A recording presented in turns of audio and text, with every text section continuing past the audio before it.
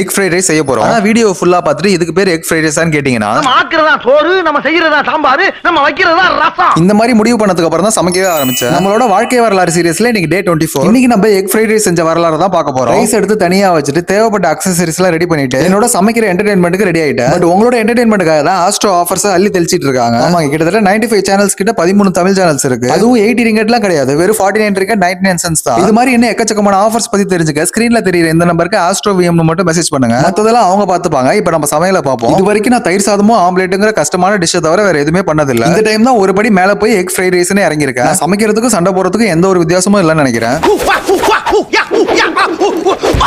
அப்படியெல்லாம் சண்டை போட்டு ஒரு வழியா கடைசியா ரைஸையும் போட்டு கிட்டத்தட்ட ஃபைனல் ஸ்டேஜ் வரப்போ சோயா சாஸையும் ஊத்தி அப்படியே மனசுல தைரியத்தை வர வச்சுட்டு டேஸ்ட் பண்ணி பார்த்தேன். ஏதோ ஒண்ணு மிஸ்ஸிங், ஆனா என்ன மிஸ்ஸிங்னு தெரியல. சோ சோயா சாஸையும் உப்பையும் போட்டு மிக்ஸ் பண்ண ஆரம்பிச்சிட்டேன். நமக்கு சில்லி இல்லைன்னா கஷ்டம், அதனால அதையும் நல்லா ஃபைனா சாப் பண்ணி மிக்ஸ் பண்ணிட்டேன். சரி, இதுக்கு மேல வெயிட் பண்ணா சரிப்பட்டு வராதுன்னு ஃபைனலா டேஸ்ட் பண்ணேன். ஃபேண்டாஸ்டிக், மார்வலஸ், எக்ஸ்ட்ராடினரி, இப்படி எதுவுமே சொல்ல முடியலனாலும் சாப்பிடுற அளவுக்கு இருந்தது. அதுவும் இந்த மாதிரி நிலைமையில என் பொண்டாட்டி இந்த கிச்சனை பார்த்தானா அவ்வளவுதான் சந்திரமுகி படத்தை திருப்பி பாக்குற மாதிரி இருக்கும். சோ கிளீன் பண்ணிட்டு ரைஸையும் அழகா பிளேட்டிங் பண்ணிட்டு சைடிஸ்க்கு என்ன பண்றதுன்னு யோசிச்சு கொஞ்சோண்டு சாஸையும் ஒரே ஒரு சில்லி பிக்கிலையும் வச்சுட்டு கிளம்பிட்டேன். நான் சமைச்சதை ஃபைனலா பிளேட்ல பார்க்கும் போதே ஒரு சந்தோஷம். சோ எனக்கு நானே கிளாப் பண்ண ஆரம்பிச்சிட்டேன். ரைஸ் சாப்பிட்டுட்டு இன்னைக்கு டேவும் முடிச்சிட்டோம். நாளைக்கு வீடியோல சந்திக்கலாம்.